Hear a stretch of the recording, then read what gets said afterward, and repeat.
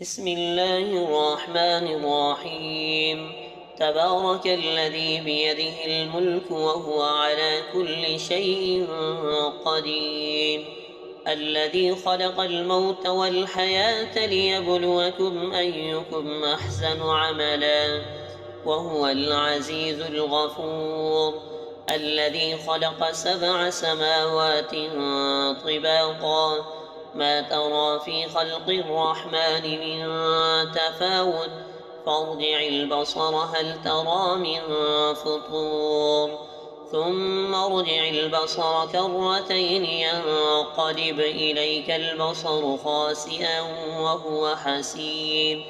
ولقد زينا السماء الدنيا بمصابيح وجعلناها رجوما للشياطين وأعتدنا لهم عذاب السعير. وللذين كفروا بربهم عذاب جهنم وبئس المصير.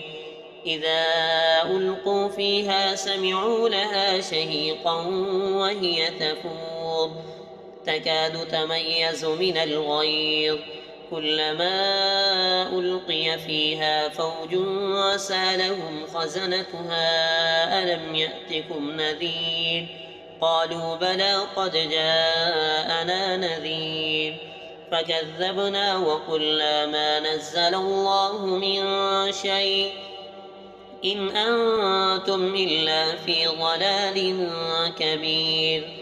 وقالوا لو كنا نسمع أو نعقل ما كنا في أصحاب السعير فاعترفوا بذنبهم فسحقا لأصحاب السعير. إن الذين يخشون ربهم بالغيب لهم مغفرة وأجر كبير. وأسروا قولكم أو اجهروا به إنه عليم بذات الصدور. ألا يعلم من خلق وهو اللطيف الخبير. هو الذي جعل لكم الأرض ذلولا فامشوا في مناكبها وكلوا من رزقه وإليه النشور. أأمنتم من في السماء أن يخسف بكم الأرض فإذا هي تمور أم أمنتم من في السماء أن يرسل عليكم حاصبا فستعلمون كيف نذير. ولقد كذب الذين من قبلهم فكيف كان نكير. أولم يروا إلى الطير فوقهم صافات ويقبضن ما يمسكهن إلا الرحمن إنه بكل شيء بصير. أمن هذا الذي هو جند لكم ينصركم من دون الرحمن إن الكافرون إلا في غرور. أمن هذا الذي يرزقكم إن أمسك رزقه بل لجوا في عتب ونفور. أفمن يمشي مكبا على وجهه أهدى